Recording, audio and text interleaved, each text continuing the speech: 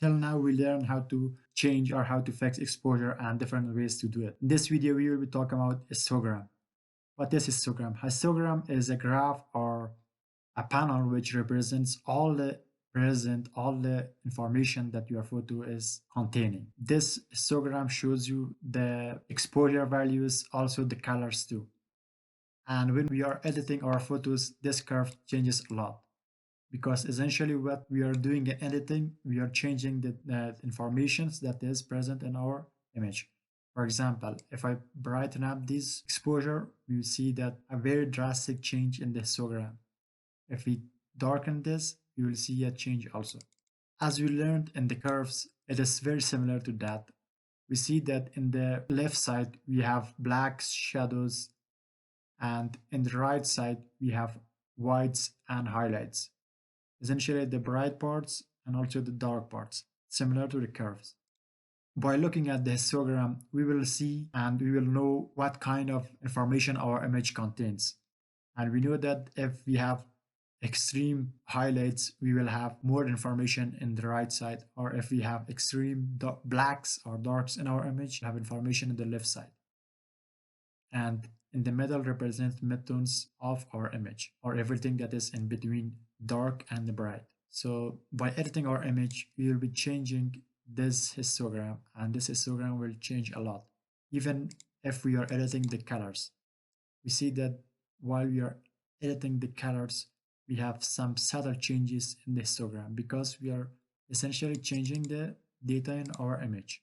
Another feature that it has in the histogram, we see that these arrow buttons, both in the right side and also on the left side. What they do is, in this image, the first one is show highlight clipping. When we click on it, it will highlight the areas that are completely black and we don't have any information in them. As we are seeing in here, where the sun is, we don't have any information, any details whatsoever. And similarly, in the left side, we have show shadow clipping. Similar to highlights, it shows you where the extreme blacks of our image is. And let's see this in this photo. In this photo, we know that this photo is completely black. So it is highlighted in blue, and the areas that are completely black are highlighted. And similarly, if we go for highlight clipping, we see that where the candle is, it's completely black and there's no details present in that area. And we know that the best exposure are to keep our photo properly exposed and properly color graded. This information of the histogram, it should be saturated towards the middle. Or if it is not, we can use the Lightroom to edit them and make them better. As we are editing, we see that by moving the points, we are changing the histogram too. And we know that this area represents extreme black. When we are going upward, we are reducing the extreme black. And we can see it visually in the histogram. And also at this area, we will be decreasing the extreme highlights, and we are seeing it visually in the histogram. This is the before and this is the after. It's much more better, and more of the image information is located in the middles.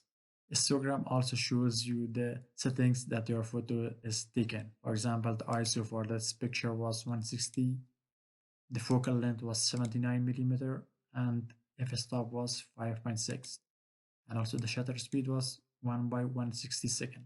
Histogram is the most accurate way of knowing what you are doing in your image. For example, some monitors won't be able to display the subtle changes that are made to your images. So to make sure that your changes are applying or you have changed any settings in your image, be careful of this histogram. And this histogram will show you accurately what is happening or what happened to your image. Another thing is that we can also edit the exposure of our image or the tones of our image using this window too. It's not a very good practice to use this, but it's an option. You can use it. It's essentially letting you control the sliders using that graph. We are on the highlights. Essentially, we are controlling the highlights. The whites, we are controlling the whites. And we learned that the whites is used to set the extreme whites or the true white in your image. And yeah, this was histogram, and what it does and how to use it. This is the end of our section. In the next section, we will be talking about color grading and different ways to do that. So see you in the next lecture. I hope you learned something from this section. If you have anything at all, any questions, let me know in the Q&A section. I'll be happy to answer that for you.